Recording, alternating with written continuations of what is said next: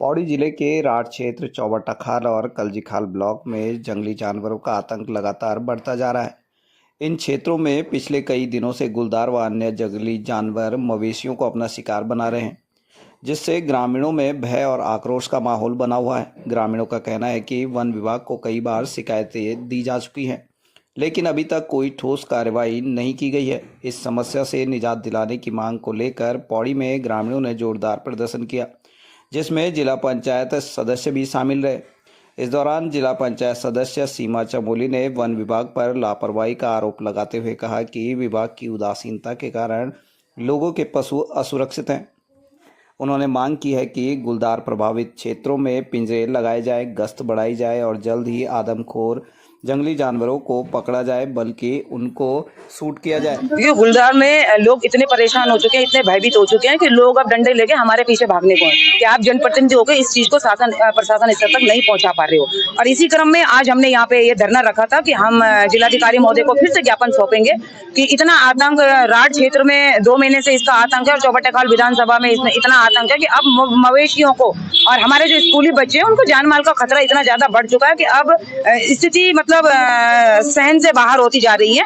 और उसी के क्रम में धरना और हम इस पे एक व्यापक आंदोलन भी चलाने वाले हैं। गांव-गांव जाके हम मुहिम छेड़ेंगे और शासन प्रशासन को जगाने का काम करेंगे, क्योंकि वो तो बिल्कुल सो चुके हैं। कल आपने देखा होगा पूरी जिला पंचायत के सदन में जितने भी हमारे माननीय सदस्य थे, सब जंगली जानवरों के आतंक पे वहाँ पे शोरगुल मचा रहे थे। डीएफओ सर वहाँ खुद बैठक में बैठे थे और 2 महीने से चिल्लाने के बावजूद, इतना जान माल का नुकसान होने के बावजूद शासन प्रशासन चौवन्नी भर काम करने के लिए राजी नहीं है। यह खेत का विषय है। सर, हमारे क्षेत्र में जो भालू का आतंक फैला हुआ है विगत 2 महीने से, उसने अब तक 30 से 40 मवेशियों का अपना शिकार बना चुका है। वो अभी जस्ट कल ही उसने एक गाय को मारा है और बहुत बुरी तरह वो उनका हाल कर रहा है। सर, सरकार की ओर से कुछ खास प्रक्रिया हुई नहीं है। प्रक्रिया मतलब जो होती है, हमने जो प्रोसेस होता है हमने पूरा किया।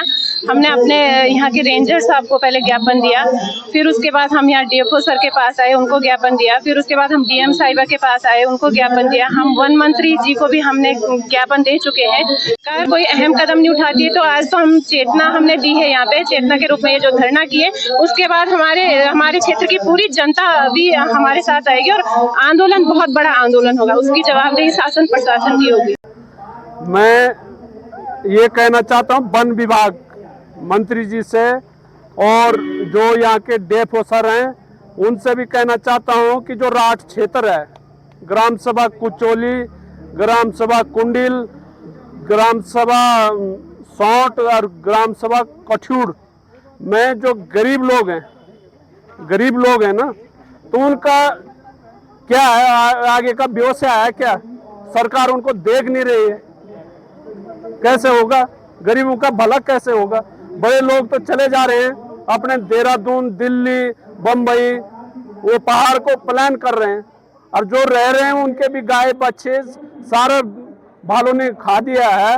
तो मैं ये कहना चाहता हूँ सरकार से और वन मंत्री से, माननीय मुख्यमंत्री से, वहाँ के विधायक जी से, माननीय कैबिनेट मंत्री जो है हमारे क्षेत्र के, उनसे भी कहना चाहता हूँ और अनुरोध भी करना चाहता हूँ कि वो तत्काल उस भालू को ये तो मारने की अनुमति दे, या तो वहाँ की जनता को उसका शूट आउट करने का आदेश करें। धन्यवाद।